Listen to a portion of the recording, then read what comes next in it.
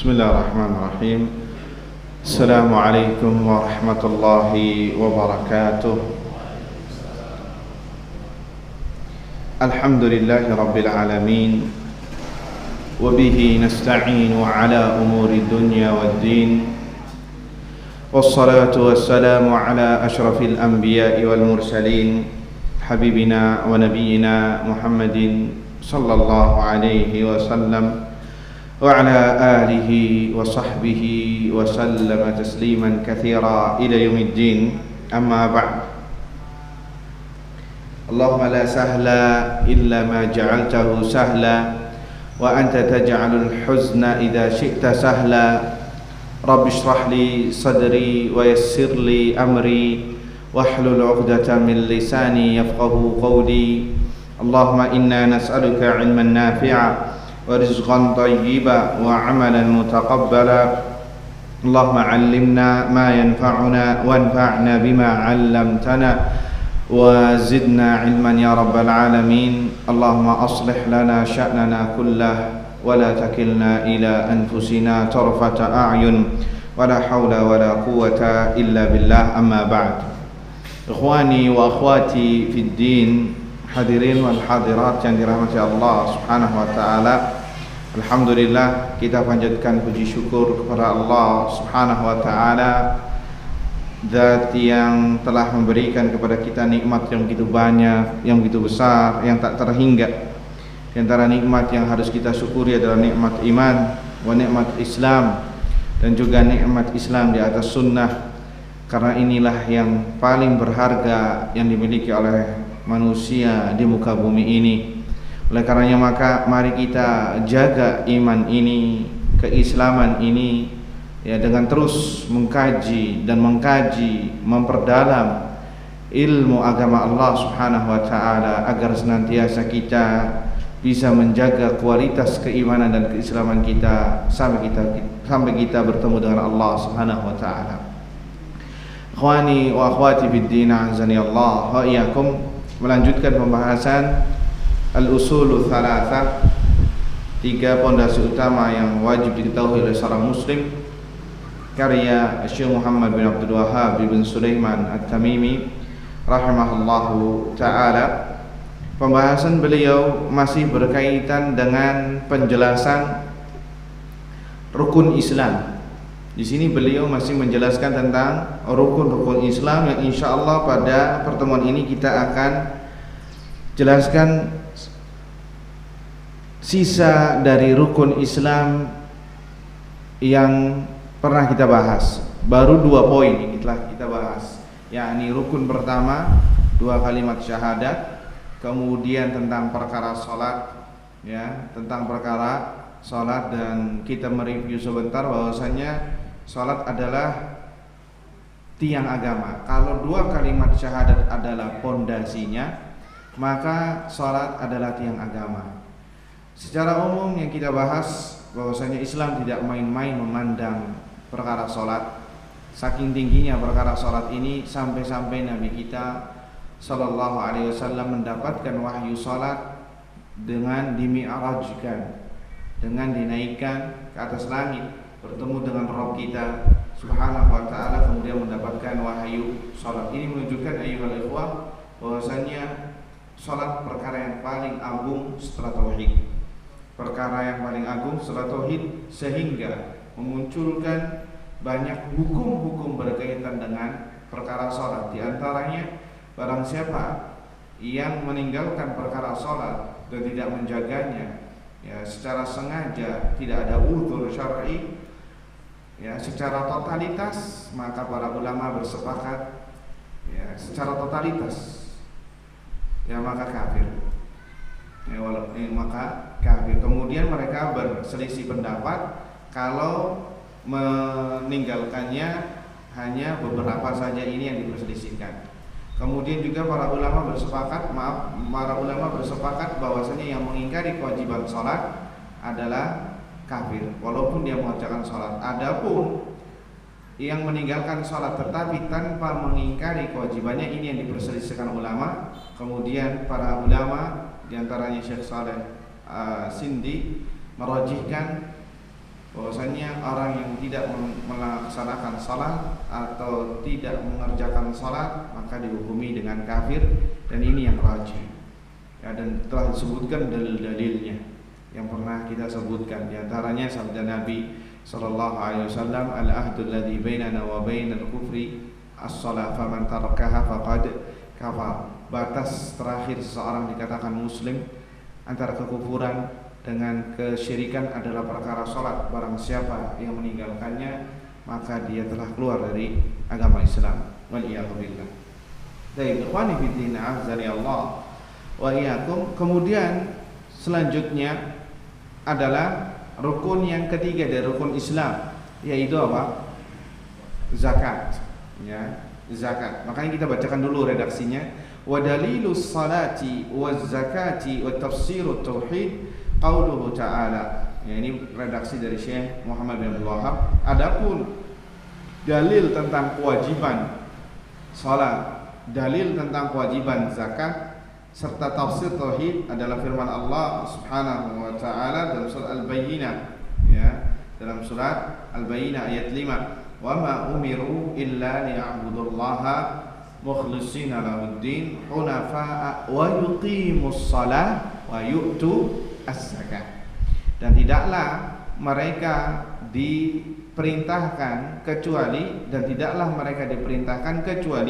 untuk beribadah kepada Allah Azza wa Jalla dengan semurni-murninya, ikhlas mentauhidkannya.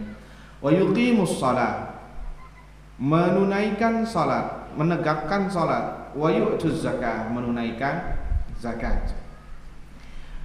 Wa dzalika dinul qayyimah, maka yang demikian itulah ya agama yang lurus ini akan tegak.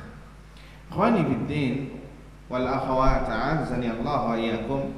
Di sini disebutkan faedah oleh Syekh Muhammad bin Shalih Al-Utsaimin rahimahullah. Dalam ayat surat Al-Bayyinah tadi, ya, ayat 5, Allah menyebutkan dan tidaklah mereka diperintahkan kecuali untuk beribadah kepada Allah dengan seikhlas-ikhlasnya. Kemudian Allah menyebutkan dan mereka menegakkan salat dan menunaikan zakat. Baik, pertanyaannya, Allah menyebutkan perkara ibadah secara umum, kemudian memperinci perkara salat, yang mana salat dan zakat adalah bagian dari ibadah. Ya, kenapa Allah sebutkan secara khusus? Padahal kalau Allah mengatakan wa ma umiru illa liya'budullaha mukhlishina lahuddin hunafa, dan tidaklah mereka diperintahkan kecuali untuk beribadah kepada Allah, misalnya sampai sini saja, itu sebenarnya sudah cukup.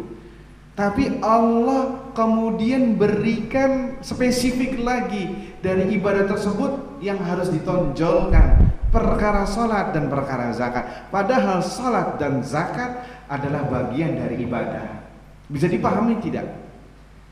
Allah memerintahkan kita untuk beribadah, kemudian Allah mempertajam lagi di antaranya perkara salat dan perkara zakat. Padahal salat dan zakat adalah ibadah. Ada apa? Paham nggak? Ada apa Allah menyebutkan salat dan zakat? Padahal Allah sudah menyebutkan perkara ibadah. Bukankah salat dan ibadah adalah perkara, salat dan zakat adalah perkara ibadah? Ini maksudnya. Maka disebutkan oleh Syekh Muhammad bin Shalih Al-Utsaimin rahimahullahu taala mengatakan, ya, li'anna iqamatas salati wa ita'az zakati minal ibadah. Ya, ini dalam bab nahwu, ya, ada namanya bab atfil khas 'alal 'am. Penyebutan khusus setelah yang umum itu ada maksud tertentu. Maksudnya apa? Kata Syekh, li'anna iqamatas salati wa ita'az zakati minal ibadah. Kita ketahui bahwasannya menegakkan salat, menunaikan zakat adalah perkara ibadah. Akan tetapi Allah menyebutkannya di dalam ayat ini. Kenapa? Lima lahuma minal ahammiyah. Karena saking pentingnya, saking urgennya dua perkara ini, sehingga Allah sebutkan, yang mana nggak boleh ditinggalkan. Kalau ditinggalkan berabe nantinya. Fas-salatu ibadatul badan. Salat adalah ibadah yang dilakukan dengan badan.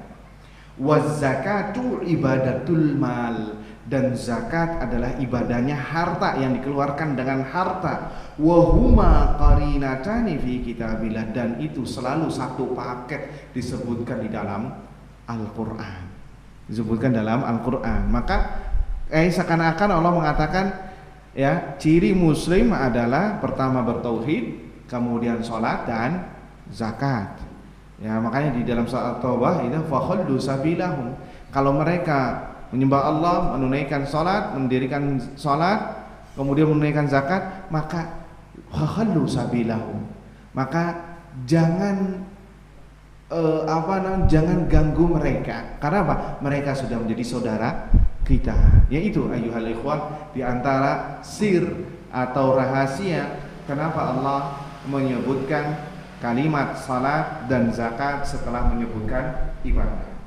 Ikhwani fiddin, azani Allah wa iyyakum. Kata Syekh Saleh Sindi hafizahullah taala menyebutkan, bagian dari rukun ketiga yang harus ditunaikan oleh seorang hamba setelah salat adalah perkara zakat. Waz-zakatu fil Islam tajibu fi amwalin makhsusah. Zakat ini dalam agama Islam adalah hal yang diwajibkan dalam harta-harta yang khusus. Yang pertama disebutkan secara detail tapi ringkas, ya. Yang pertama diwajibkan di dalam harta an-naqdain. Apa itu naqdain? Emas dan perak.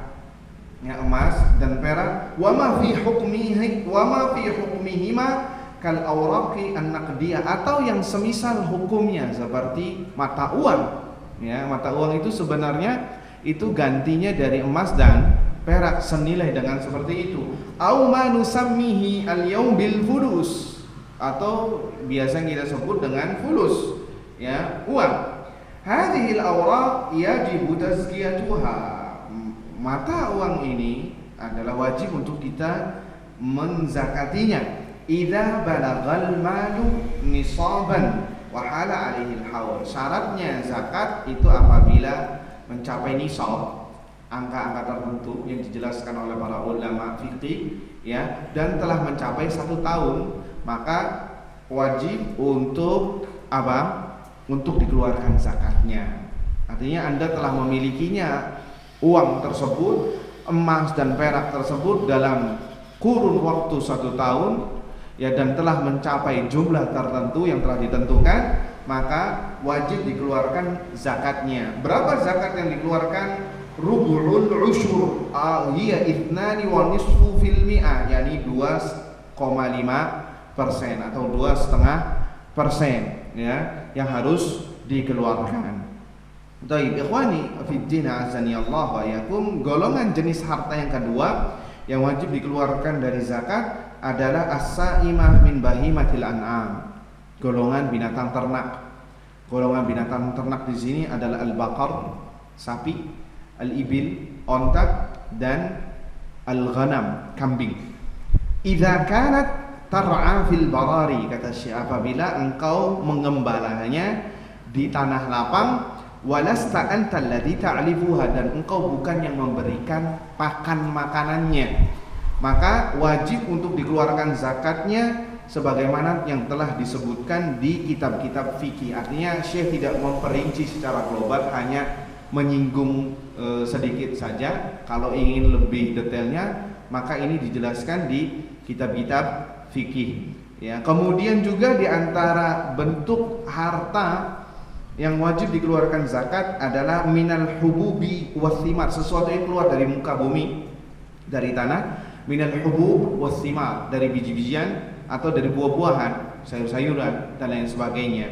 Ketika panen, Allah Azza wa Jalla berfirman dalam surat Al-An'am ayat 141, wa atu haqqahu yauma hasadihi, dan berilah haknya, yakni dengan mengeluarkan zakat tatkala panen, ya, tatkala panen. Kemudian jenis berikutnya yang wajib untuk dikeluarkan zakat adalah zakat perniagaan. Zakat perniagaan fi urudit tijarah. Apa zakat perniagaan? Harta yang dikelola, yang dipersiapkan untuk tijarah, untuk perniagaan. Min malabis, dari pakaian, dari barang-barang sembako, dari mobil, atau dari bangunan-bangunan material, ya. Kullu ma u'idda litijarah fa innahu idza kanat qimatuhu tablughu nisaban fa inna hadhihi zakah wajibatun alaihi idza halal haul. Setiap harta yang diperuntukkan untuk berdagang, ya, apabila sudah mencapai jumlah tertentu nisab, maka wajib untuk dikeluarkan zakatnya. Dan apabila sudah mencapai 1 tahun, bagaimana caranya? Tuqawwam bisi'ri bai'iha, dihitung dengan harga jual. Ini harga jual itu modal plus omsetnya, ya. Itu berapa? Bukan harga ketika dia belanja, tapi harga jual. Harga jualnya berapa? Dihitung nisabnya, kemudian ditunggu sampai 1 tahun. Dan itu setelah dikeluarkan dari hutang-hutang, ya. Yang namanya jual beli pasti ada transaksi hutang piutang, ya, tidak? Bond, kasbon dan lain sebagainya. Yang hutang yang antum belum bayar, hutangnya keluarkan, tidak boleh begitu, ya. Keluarkan ketika sudah mencapai 1 tahun, ya, misalkan biasanya di bulan Ramadan, ya, awal Ramadan biasanya. Maka hitung, apabila sudah mencapai nisab, maka keluarkan zakatnya. Tapi kalau belum mencapai nisab, maka tidak dikeluarkan, artinya tidak wajib zakat. Tapi kalau ingin mengeluarkan zakat, ya tidak masalah, ya, tidak masalah. Tapi hukumnya bisa larinya ke sedekah. Atau ingin mengeluarkan zakat walaupun dia tidak mencapai nisab, karena ini bukan syarat mutlak, ya, bukan syarat mutlak. Berapa yang dikeluarkan? 2,5%. 2,5% yang dikeluarkan, ya. Taib, ikhwani fiddin, azani Allah wa iyyakum. Itulah bentuk jenis harta yang wajib dikeluarkan zakatnya. Yang wajib dikeluarkan zakatnya. Dan ayyuhal ikhwah, kata Syekh Hafizahullah mengatakan, wa'lam, ketahuilah ya Abdullah, wahai hamba Allah, annahu yajibu ikhrajuz zakati alal fawr, wajib mengeluarkan zakat seketika waktu itu juga. Artinya gini, ketika sudah haul 1 tahun dan sudah mencapai nisab, nggak boleh ditunda-tunda. Nggak boleh apa? Ditunda-tunda. Nggak boleh, nanti ini berdosa, ya. Karena apa? Karena di situ menyangkut hak orang lain. Di situ ada hak orang lain di harta kita. Nggak boleh ditunda-tunda, ya. Ini bentuk kezaliman, berdosa dia. Kenapa? Tadi ada hak orang lain, sama seperti hutang. Kalau antum punya hutang dan tidak segera dibayarkan, padahal antum mampu untuk membayarnya, maka ketika antum mengulur-ulur tersebut tanpa uzur syar'i, maka antum berdosa dan dicap sebagai kezaliman. Dicap sebagai kezaliman, dan kezaliman adalah kegelapan pada hari kiamat. Adz-dzulmu dzulumatun yaumal qiyamah. Kezaliman adalah kegelapan pada hari kiamat. Apa dalilnya? Nabi sallallahu alaihi wasallam bersabda, matlul ghani dzulmun. Menunda-nunda hutang padahal dia mampu untuk membayarkannya, maka itu bentuk kezaliman. Ya, maka bentuk kezaliman. Hati-hati ini yang punya hutang. Ya, harus segera dibayarkan sesegera mungkin. Kecuali kalau dia punya uzur, belum bisa, ya dia segera memberi kabar, jangan diem-dieman, ya, pura-pura bahlul, ketemu nggak nyapa karena punya hutang, ya.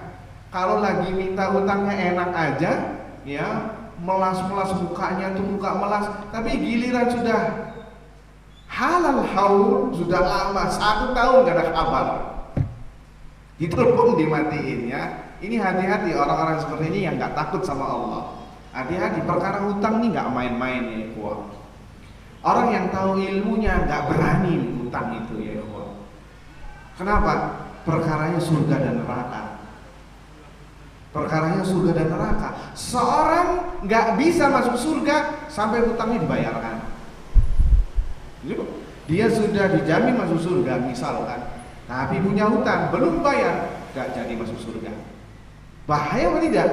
Bahaya ya ikhwah. Bukan perkara masalah 1.000, 2.000, 3.000, 10.000, 100.000 lah. Perkaranya surga neraka. Hati-hati, jangan menganggap remeh perkara hutang, karena ini menyangkut hak orang lain.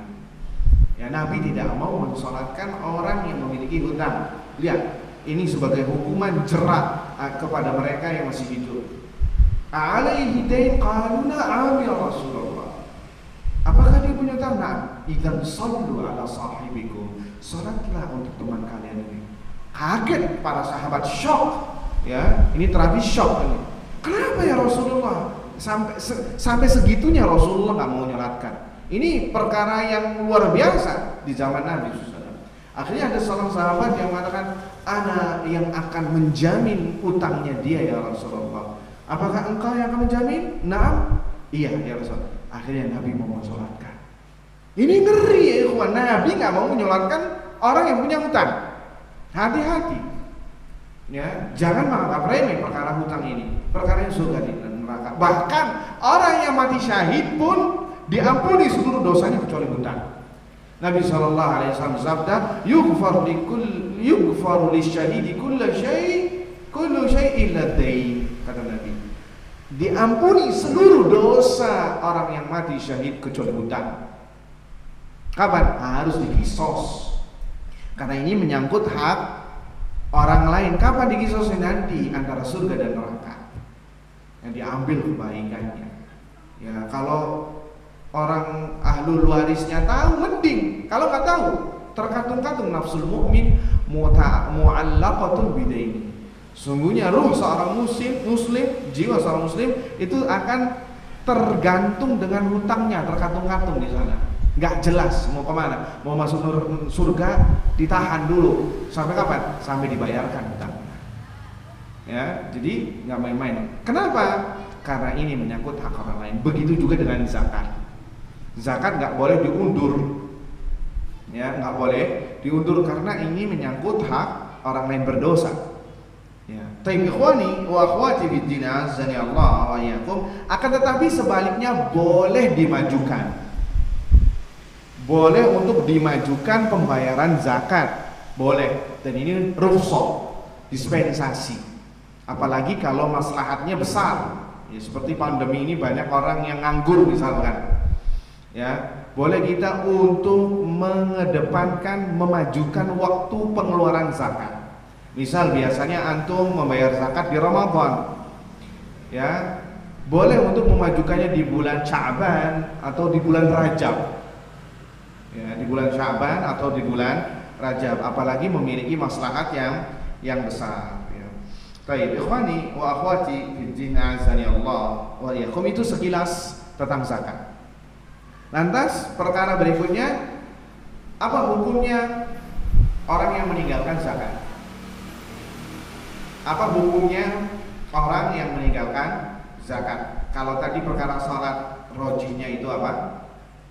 Rojinya itu apa kalau yang meninggalkan sholat? Kafir. Artinya yang meninggalkan sholat secara sengaja, tidak ada uzur, kemudian bermalas-malasan, meremehkan, kafir. Tapi perkara zakat, hukum orang yang meninggalkan zakat apa hukumnya? Ikhtilaful ulama. Ulama berselisih pendapat. Lihat, masalah ini aja ulama berselisih pendapat. Pendapat pertama mengatakan orang yang meninggalkan zakat dihukumi kafir. Dalilnya, maksudnya Abu Bakar memerangi orang-orang murtad setelah Nabi meninggal. Setelah Nabi meninggal, ya, kita murtadin. Di antara orang murtad tersebut adalah mereka yang enggan membayar zakat. Enggan membayar zakat karena mereka menganggap zakat itu diberikan kepada Rasulullah ketika masih hidup. Ketika sudah selesai, nggak ada zakat lagi.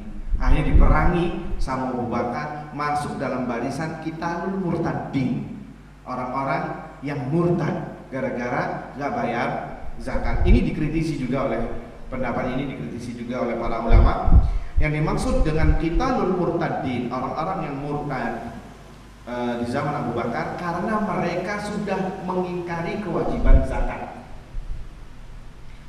Sudah mengingkari kewajiban zakat, maka ini dihukumi murtad. Murtad, jadi kafir. Adapun jika dia tidak mengingkari kewajiban zakat, akan tetapi tidak menunaikannya, artinya zakat ini wajib, maka ini tidak kafir, ya, dan dia dosa besar, ya, dosa besar yang akan ia tanggung nanti di akhirat nanti. Apa dosa besarnya? Disebutkan di sini di dalam surat At-Taubah ayat 34, ya, 34 dan 35. Ya, Allah Azza wa Jalla berfirman, "Walladzina yaqnizuna adh-dhahaba wal-fiddata wa la yunfiqunaha fi sabilillah fabashshirhum bi'adzabin alim." Dan orang-orang yang menimbun emas dan perak kemudian tidak menafkahkannya, artinya tidak mengeluarkan zakatnya fi sabilillah, di jalan Allah, fabashshirhum bi'adzabin alim, maka berilah kabar gembira dengan azab yang pedih. Apa azab yang pedihnya? Allah sebutkan pada ayat setelahnya, yauma yuhma 'alaiha fi nari jahannam fatukwa biha jibahuhum wa junubuhum wa zuhuruhum hadza ma kanaztum li anfusikum fadzuqu ma kuntum taknizun. Allah akbar, ngeri ya. Yauma yuhma fi nari jahannam. Ingatlah pada hari ketika emas dan perak dipanaskan dalam neraka jahanam. Ya, emas dan perak dipanaskan dalam neraka jahanam. Lalu dengan itu disetrikalah dahi mereka, lambung mereka, perut mereka, punggung mereka disetrika. Ya, sebagai bentuknya azab, ya, seraya dikatakan kepada mereka, inilah harta bendamu yang kamu simpan untuk dirimu sendiri, maka rasakanlah akibat dari apa yang kalian simpan, timbun, dan tidak mau dikeluarkan zakatnya. Hati-hati, ya, hati-hati. Ini bagi mereka yang diberikan keluasan harta oleh Allah SWT, maka aturan harus orang yang paling pertama mengeluarkan zakatnya. Ya, karena ini tidak semua orang bisa melaksanakannya. Hanya mereka saja yang diberikan harta oleh Allah Subhanahu wa taala, dilebihkan hartanya, maka harus kita keluarkannya dengan sukacita, dengan ridho, dengan ikhlas, dengan antusias. Pasti Allah akan ganti apa yang telah kita keluarkan. Ya, barang siapa yang melakukan karena Allah Azza wa Jalla, maka Allah akan ganti dengan yang lebih baik.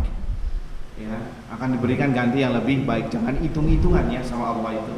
Kita nggak boleh hitung-hitungan sama Allah. Ya, apa yang Allah perintahkan kita lakukan. Jangan hitung-hitungan, nanti kalau saya keluar segini nanti harus segini. Jangan hitung-hitungan. Jangan hitung-hitungan matematika sama Allah. Nanti Allah juga hitung-hitungan sama kita. Hati-hati. Ya, kalau kita hitung-hitungan sama Allah, Allah juga bisa hitung-hitungan sama kita. Mau apa? Kalau Allah hitung-hitungan sama kita, bahaya. Oh, nanti kita kalau pandemi ini, ya ini cerita pandemi, alhamdulillah sudah mudah-mudahan segera berakhir ya. Nanti kalau pandemi ini saya nggak bisa makan, nggak bisa ini, hitung-hitungan dia sama Allah. Nah, makanya anak sumpah sama orang yang realistis, apa itu? Yang nanti prospeknya harus kayak gini, kita hitung-hitungan seperti kita kalau tempatnya strategis, hitung-hitungan namanya. Kalau sama Allah jangan hitung-hitungan, lakukan apa yang bisa. Pasti Allah akan ganti dengan yang lebih baik. Apa dalilnya? Ana inda dhanni 'abdi bi falyadhunna bi ma syaa. Aku sesuai prasangka hambaku terhadapku, maka berprasangkalah sesuai dengan kehendaknya. Apabila baik, Allah akan berprasangka sesuai apa yang kita prasangkan baik kepada Allah. Kalau buruk seperti itu juga. Oh, nanti saya nggak bisa makan, saya nggak sehari nggak kerja, nggak buka di pasar. Wah, gimana ini? Dia sudah bersuudzon kepada Allah, hitung-hitungan, maka hasilnya pun hitung-hitungan. Dia nggak bisa makan, dia nggak bisa dapat fulus hari itu juga, karena hitung-hitungan. Tapi kalau dia tawakal kepada Allah, ya, jualan apa segala macam, tawakal kepada Allah, Allah berikan jalan kemudahan. Ya makanya ya jangan itu dan jangan pelit. Kita kalau punya kurus 10.000 aja beratnya luar biasa. Ingat hadisnya tadi, ayatnya, disetrika dahinya, punggungnya disetrika, lambungnya disetrika, mereka yang enggan untuk membayar zakat. Hati-hati ya, harta ini sebenarnya bukan milik kita, ya, amanah dari Allah. Ngapain kita ini hitung-hitungan? Yang memberikan harta juga Allah. Ya, ini ayolah ikhwan. Karena apa? Jiwa ini naluri asalnya itu bakhil, nggak mau dikeluarkan, nggak mau berbagi. Itu jiwa naluri manusia, ya, yang asalnya, dan ini kotor. Dan harus kita keluarkan dari ini semua, dari hati kita. Dan sifat seorang mukmin sejati tidak bakhil. Sifat seorang mukmin sejati tidak bakhil. Kalau ada seorang mukmin yang bakhil, maka ya keimanannya pun juga perlu dipertanyakan. Kenapa? Seorang mukmin percaya dengan janji Allah, yakin dan beriman dengan janji Allah, ya, tidak hitung-hitungan sama Allah Azza wa Jalla, maka kita dapati orang tersebut ringan tangannya untuk membantu, ya, ringan tangannya untuk membantu, apalagi dia dilebihkan hartanya oleh Allah Azza wa Jalla, yang dilebihkan hartanya oleh Allah Azza wa Jalla, maka sebagai bentuk rasa syukur tersebut, ia jangan dihitung-hitungan sama Allah Subhanahu wa Ta'ala. Baik, ikhwani fiddin, azzani Allah wa iyyakum. Kemudian rukun selanjutnya, tadi masalah zakat ya, kurang lebihnya seperti itu. Rukun selanjutnya adalah apa setelah zakat? Puasa. Masalah puasa di sini disebutkan oleh Syekh Muhammad bin Abdul Wahhab rahimahullah taala, wa dalilus siyam, dalil akan kewajibannya puasa adalah firman Allah Subhanahu wa taala dalam surat Al-Baqarah 183, ya, suratnya biasa terkenal kalau di bulan Ramadan. Ya ayyuhalladzina amanu kutiba alaikumus siyam kama kutiba alal ladzina min qablikum la'allakum tattaqun. Wahai orang-orang yang beriman, diwajibkan ke sekalian berpuasa sebagaimana diwajibkan orang-orang sebelum kalian, la'allakum tattaqun, agar kalian bertakwa. Baik, ikhwani fid din, azani Allah wa iyyakum. Apa itu puasa? Ya telah kita sebutkan ya sebelum masalah ini. Puasa adalah al-imsak, menahan diri ya dari segala apa yang mubah sebelumnya menjadi haram, dari makan, minum, mendatangi istri, ya, sampai terbenamnya matahari. Itulah puasa karena Allah Subhanahu wa taala, bukan karena diet, ya, bukan karena ingin menurunkan berat badan, tapi karena ibadah, karena Allah Subhanahu wa taala, dan dalam rangka untuk bertakwa kepada Allah Subhanahu wa taala. Itulah puasa. Ada sedikit yang ingin kita kupas, disebutkan oleh Syekh Muhammad bin Shalih Al-Utsaimin rahimahullah taala. Allah menyebutkan kama kutiba 'alal ladzina min qablikum, dan puasa ini telah disyariatkan kepada umat-umat terdahulu. Pertanyaannya, kenapa Allah sebut redaksi ini sebagaimana disyariatkan pada umat-umat terdahulu? Bukankah salat juga disyariatkan pada umat terdahulu? Iya atau tidak? Bukankah zakat juga disyariatkan pada umat terdahulu? Bukankah haji disyariatkan pada umat terdahulu seperti Nabi Ibrahim, ya, dan orang-orang kafir Quraisy masih melaksanakan ibadah haji sebelum Nabi menyiarkan agama Islam? Kok kenapa ketika menjelaskan puasa disebutkan yang lain tidak? Ada apa ini? Ya, paham apa tidak sampai sini pertanyaannya?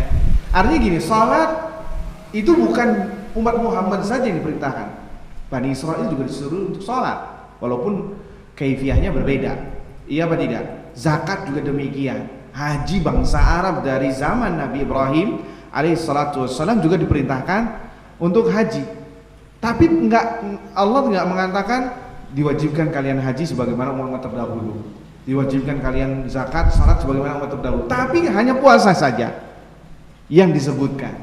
Ini ayuhal ikhwah dijawab oleh Syekh Muhammad bin Shalih Al-Utsaimin rahimahullah taala. Ada 3 jawaban kenapa Allah menyebutkan redaksi kama kutiba 'alal ladzina min qablikum.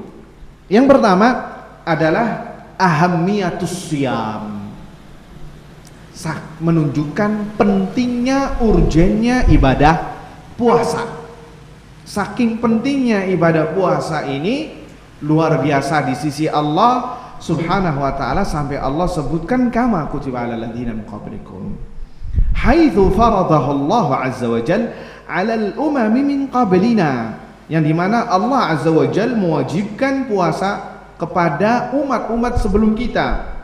Wa hadza yadullu 'ala mahabbatillah lahu, dan ini menunjukkan Allah sangat cinta dengan ibadah puasa. Allah sangat cinta dengan ibadah puasa, dan bahwasannya itu diwajibkan di setiap umat. Apa buktinya Allah mencintai ibadah puasa? Ya ini, sampai disebutkan. Dan puasa itu emang ibadah yang paling dicintai oleh Allah diantaranya. Sampai-sampai Allah mengatakan, kullu amali bani Adam lahu. Ya, setiap amalan nabi, setiap amalan manusia itu untuk dirinya.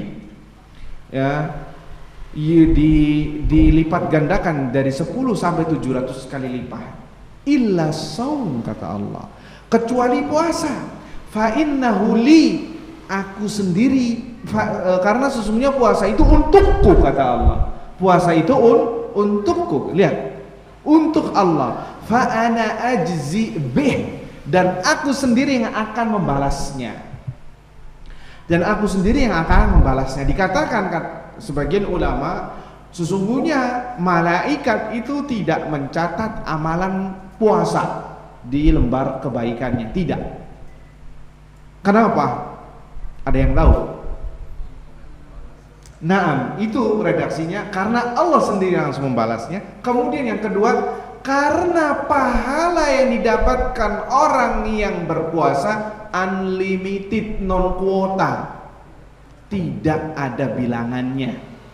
Saking nggak ada bilangannya, malaikat nggak tahu. Cukup Allah saja yang balas. Wa ana ajzi bih, aku sendiri yang akan membalasnya langsung. Karena Allah sendiri yang tahu. Ya, karena di dalam orang yang berpuasa itu ada jenis kesabaran. 3 kesabaran. Kesabaran di atas ketaatan, kesabaran meninggalkan hal yang haram, kesabaran di atas takdir Allah azza wa jalla. Sedangkan kata Allah, innama yuwaffas sabiruna ajrahum bighairi hisab. Sesungguhnya balasan orang yang bersabar pahala yang unlimited, yang tidak berbilang. Makanya sebagian ulama mengatakan malaikat pencatat kebaikan tidak tahu. Cukup nanti Allah yang baik balasnya langsung. Bisa dipahami? Luar biasa apa tidak puasa? Luar biasa. Ya, luar biasa sekali. Jadi yang pertama, kenapa ahamiyatus shaum? Saking dahsyatnya puasa sampai-sampai Allah cinta terhadap ibadah puasa ini. Fa innahu li, sesungguhnya puasa itu untukku, kata Allah azza wajalla. Kalau Anda ingin mendapatkan kecintaan Allah, diantaranya perbanyak puasa. Ya, semua dari kita mencintai Allah, tapi pertanyaannya, apakah Allah mencintai kita? Itu yang lebih penting. Apakah Allah ini cinta nggak sama kita? Ya, perbanyak ketaatan, diantaranya ya masalah puasa sunnah, yakni ibadah sunnah secara umum.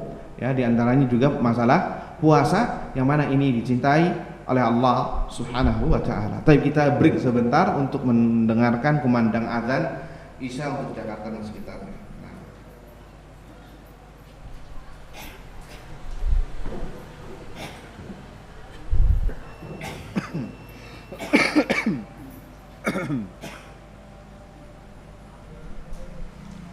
Allahu Akbar, Allahu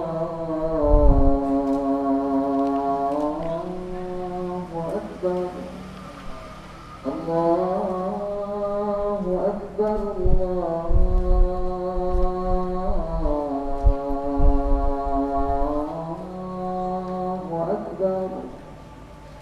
أشهد أن لا إله إلا الله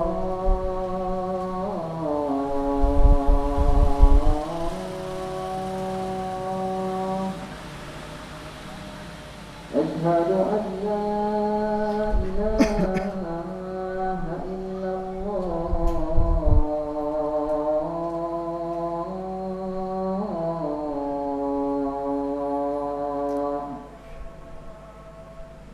أشهد أن محمدا رسول الله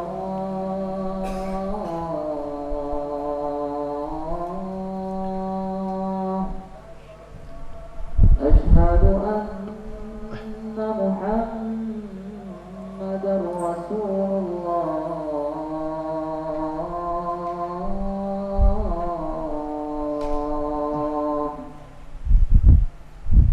حي على الصلاة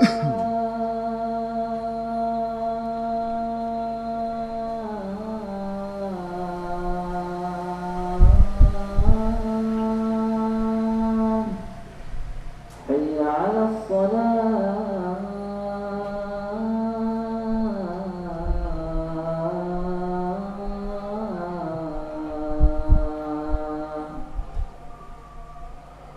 حي على الفلاح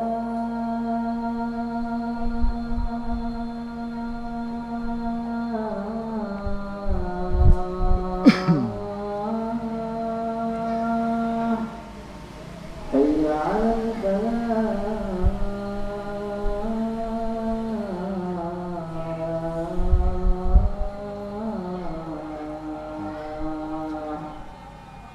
الله أكبر الله أكبر لا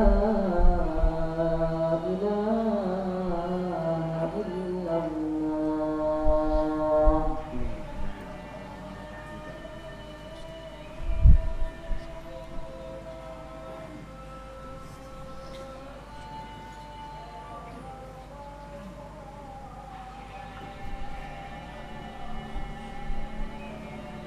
Baik, ikhwani wa akhwati fiddin, a'azzani Allah wa iyyakum. Kita lanjutkan tentang masalah puasa.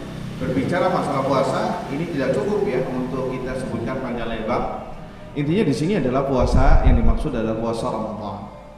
Ya, puasa Ramadan, kewajiban puasa Ramadan. Kama kutiba 'alal ladzina min qablikum. Tapi kalau kita ingin berbicara puasa sunnah juga banyak fadilahnya, ya. Fadilahnya sangat banyak. Nabi SAW mengatakan, dan ini jadikan sebagai motivasi untuk kita bisa berpuasa ya. Karena Allah Azza wa Jalla, man shoma lillahi yawman ba'adallahu bainahu wa bainan nari 70 sanah. Barang siapa yang berpuasa karena Allah sehari saja, barang siapa yang berpuasa sehari karena Allah. Lihat, ini terjemahan yang benarnya. Barang siapa yang berpuasa sehari karena Allah, ikhlas karena Allah yang memerintahkannya, maka Allah akan jauhkan dia dengan neraka selama 70 tahun. Lihat, antum berpuasa sehari karena Allah, Allah jauhkan ya dengan neraka 70 tahun. Luar biasa, 70 tahun. Umur manusia itu 70 tahun. Ya, dijauhkan. Antum lihat Monas, nggak bisa ngeliat Monas padahalnya berapa kilo, iya tidak? Ini bagaimana dengan yang puluhan kilo? Bagaimana dengan 70 tahun ini? Lihat, dijauhkan oleh Allah dengan puasa sehari ya, karena Allah Subhanahu wa ta'ala. Tapi kita lanjutkan. Khawani bidina azani Allah wa yakum. Maka jadikan itu sebagai motivasi ya. Setiap antum ingin puasa sunnah, ingin dijauhkan oleh Allah 70 tahun. Luar biasa ya dengan amalan ini. Kama kutiba 'alal ladzina min qablikum. Sebagaimana Allah mewajibkan pada umat-umat terdahulu. Di antara sir rahasianya adalah puasa itu ibadah berat. Ibadah yang berat. Ya. Tidak semua orang bisa melaksanakannya. Iya atau tidak? Iya, susah. Apalagi orang yang hobi makan, karena semua manusia itu hobi makan, iya atau tidak? hobi minum, ya sudah dinalurikan makan dan minum. Ketika diperintah untuk menahan saja dari pagi sampai maghrib, itu sulit luar biasa, ya sulit luar biasa. Makanya Allah sebutkan ya bahwasanya syariat ini bukan untuk umat Muhammad saja, tapi umat-umat terdahulu. Artinya apa? Takhfifan lakum, sebagai bentuk takhfif. Apa takhfif itu? Keringanan. Bahwasanya ini tidak disyariatkan untuk umat Muhammad saja. Artinya gini, kita analogikan. Contoh ya, kayak tadi kemarin pas pandemi. Pas antum dinyatakan positif oleh siapa? Satgas Covid. Shock nggak hati antum? Ya, mungkin sebagian ada yang memeriksakan diri, ada yang enggak. Iya apa tidak? Kebanyakan enggak, takut kepikiran, iya enggak? Tapi ada orang yang memeriksa diri ternyata positif. Shock nggak? Shock. Berat itu ya, Pak. Tapi ketika dia masuk, dia mendengar kabar ternyata satu gang semuanya COVID-19. Kira-kira yang tadi shock akan berkurang drastis tidak? Hah? Berkurang drastis tidak? Berkurang drastis. Oh, ternyata bukan saya sendiri yang kena. Ternyata se-RT semuanya pada positif. Yang tadinya shock itu turun. Oh, alhamdulillah kalau gitu bukan saya sendiri. Paham apa tidak? Bukan saya sendiri. Contoh berikutnya, kebakaran rumah, waliyadzubillah, naudzubillah, berat ya ikhwan. Rumahnya kebakaran, dia lagi di luar kota, dikabarkan, afwan ya akhi, rumah antum kebakaran, yang sabar ya. Shock, ini berat, musibah besar, dunianya hancur, dunianya hilang. Tapi setelah pulang ke rumahnya, ternyata satu gang sederet kebakaran. Ya, serumahnya ternyata bukan dia saja yang kebakar, serumahnya, seluruh satu gang kebakaran.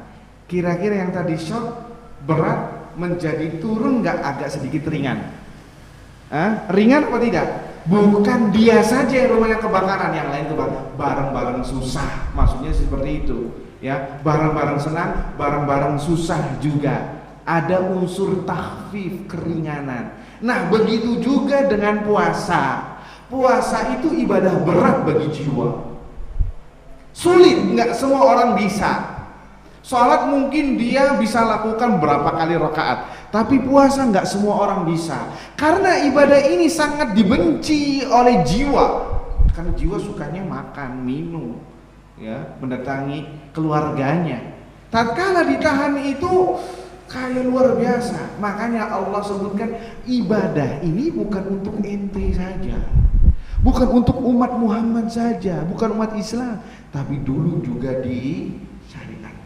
Jadi tatkala disebutkan itu ada takhfif, bukan untuk umat Muhammad saja, umat terdahulu. Paham sampai di sini? Ya, jadi inilah diantara hikmah kenapa Allah menyebutkan kama kutiba alal ladzina min qablikum. Yang ketiga sama, ya, hampir sama, isyarat. Ini bentuk isyarat bahwasanya Allah ingin menyempurnakan umat ini dengan fadilah keutamaan yang dulu pernah didapatkan oleh umat-umat sebelumnya. Jadi terkumpul semuanya ada. Dengan apa? Disyariatkannya puasa. Taib ikhwani fiddin azani Allah wa yakum. Taib, orang yang meninggalkan puasa, hukumnya kafir atau tidak? Perlu diperinci, ya, perlu diperinci.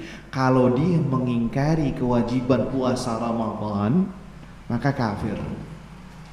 Mengingkari kewajiban puasa Ramadan, kafir walaupun dia berpuasa. Tapi, nah ini kebanyakan yang ini kaum muslimin, ya, yang tidak berpuasa. Mereka tidak mengingkari kewajiban, tapi dia mengingkari, saya ini emang bermaksiat, nggak lagi nggak puasa. Kita dapati dia makan di warteg ditutup dengan tirai. Iya apa tidak? Tirai-tirai yang bergentayangan di siang hari bulan Ramadan. Maka apa kita katakan mereka orang-orang kafir? Tidak. Mereka muslim, ya, mukmin, tetapi mereka pendosa, berdosa kepada Allah dan dosa besar. ya, dosa besar. Dan puasa Ramadan apabila dibatalkan tanpa udzur syar'i tidak bisa digantikan dengan hari apapun, walaupun 1000 hari, sebelum 1000 hari, 1 tahun full, dia menggantinya tidak bisa menggantikan di sisi Allah Azza wa Jalla. Bahaya. Bahkan di hari kiamat pun ya, mereka mandi dengan berlumuran darah di hari kiamat di neraka jahanam. Mereka itulah orang-orang yang berbuka di siang hari di bulan Ramadan. Di siang hari di bulan Ramadan, naudzubillah, tanpa udzur syar'i. Kita katakan tanpa udzur syar'i, tidak sakit, tidak safar, dia mukim, sehat walafiat, kemudian berbuka. Nah, inilah yang dapat ancaman. Tapi yang terakhir, rukun yang terakhir, dan ini kita tutup, ya ikhwah sabar sedikit ya, adalah haji. Adalah haji ya. Haji termasuk dari rukun Islam, dan ini penyempurna dari rukun Islam, tapi tidak semuanya diwajibkan. Tidak semuanya diwajibkan, hanya orang-orang yang dilebihkan Allah harta dan kemampuan. Artinya dia memiliki kemampuan haji itu ada 2, masalah finansial, dan yang kedua masalah kekuatan. Ya, masalah kekuatan fisik. Maka bagi mereka yang mendapatkan kemampuan ini, maka wajib baginya untuk haji.